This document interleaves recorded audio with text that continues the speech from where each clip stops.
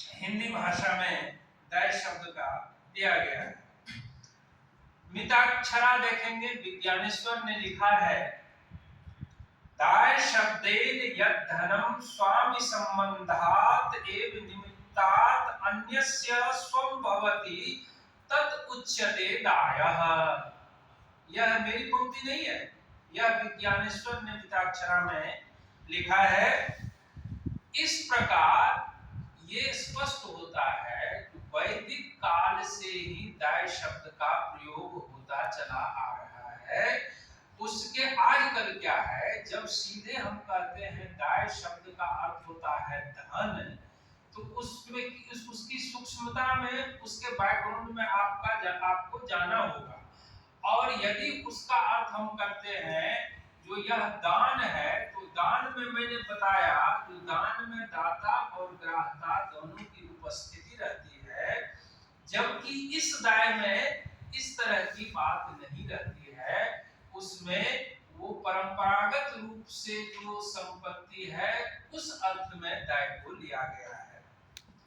अब यहाँ देखिए विवाह, अभी तक हम लोगों ने चर्चा की दाय के बारे में, अब विभाग के बारे में चर्चा करेंगे। विभाग क्या है? विशेषेण भजनम स्वत्व ज्ञापनम वा विभागः, विशेष रूप से विभक्त करना या बांटना या स्वत्व का बोधन करना, कराना ही विभाग कहलाता है या विभाग कहा जाता है। ठीक है, विभाग का अर्थ है जिसका जो है उसको देखकर स्थापित करना, तब जाकर के वो विशेष रूप से भाजन है, विशेष बंटवारा है। ऐसे ही मौखिक कह देने से नहीं, क्योंकि कई बार क्या करते हैं गुरुजी, तो जब हम लोग तीर्थ में जाते हैं तो मन में ये अवधारणा करते हैं जो पश्चिम दिशा में जो मेरी जमीन है उसको मैं जो है जल और तिल लेकर के मंत्र पढ़ करके क्या करते हैं, तो उसको उत्सर्ग कर देते हैं, दान कर देते हैं। लेकिन गुरुजी बैठे हुए हैं, दान में दाता और जो स्वीकार करने वाला है दोनों की सहमति और स्वीकृति जब होगी तभी दान पूर्ण होगा, नहीं तो अधूरा रहेगा।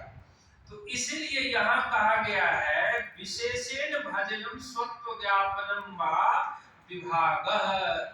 जब विशेष का मतलब जब एकदम निर्णय लेकर के क्लियर कट आप स्थापित कर देते हैं तो यह तुम्हारा है और यह मेरा है, तब जाकर के वो विभाजन कहा जाता है।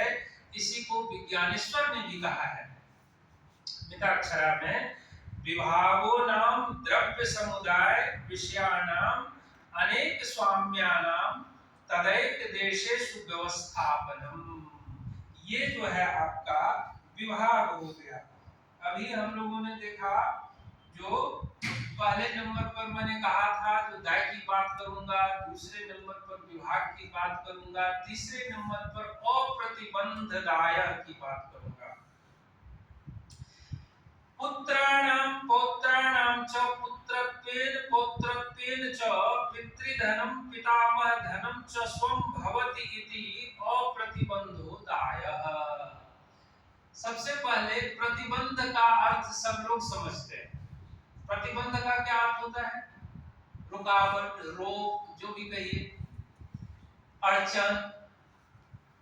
यहाँ है अप्रतिबंध, यहाँ कोई रुकावट नहीं है, कोई अड़चन नहीं है, कोई बाधा नहीं है, कोई समस्या नहीं है, उसको कहते हैं अप्रतिबंध। अप्रतिबंध दाय में क्या होता है, तो भाई पुत्र, पौत्र और प्रपौत्र ये स्वभावतः परंपरागत रूप से अपने पिता, दादा, परदादा का धन जो है वो स्वीकार करता है। ये कोई अप्रत्याशित धन नहीं होता है, ये प्रत्याशित धन होता है, यह अपेक्षित धन होता है, यह पूर्व नियोजित धन होता है।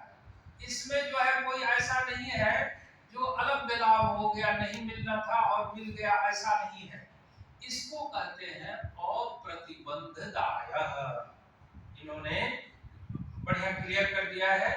इसी प्रकार आप देखेंगे स्वप्रतिबंध, अब क्या है, प्रतिबंध सहित, यानी इसमें रुकावट है, इसमें झमेला है, इसमें झंझट है, इसमें समस्या है, ये हो गया स्वप्रतिबंधदाय। अब जैसे आप देखिए, नाना है, चाचा है, भतीजा है, ये सब जब तक जीवित है तब तक तो जो है कोई छूने नहीं देगा, एक कण भी नहीं देगा। उनके मरने पर या उनको वो अपने से दे दें, जैसी भी स्थिति बनती है, तो ये क्या है, अप्रत्याशित धन है, इसकी अपेक्षा नहीं थी। जैसे कोई लॉटरी लगता है वैसे ही ये लग गया, मिल गया, इसको कहते हैं स्वप्रतिबंधदायः। यह है पितृव्य। पितृव्य किसको कहते हैं, चाचा को, चाचा को।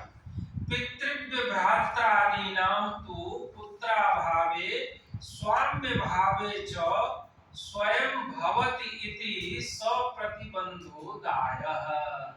इस प्रकार का धन, चाहे वो भाई का हो, चाहे चचेरा भाई का हो, या चाचा का हो, या जिसको पुत्र नहीं है, और कोई हो, मामा हो, कोई भी हो, मतलब जो परंपरागत धन नहीं है और जिसकी अपेक्षा नहीं की जा रही थी, ऐसा धन यदि अकस्मात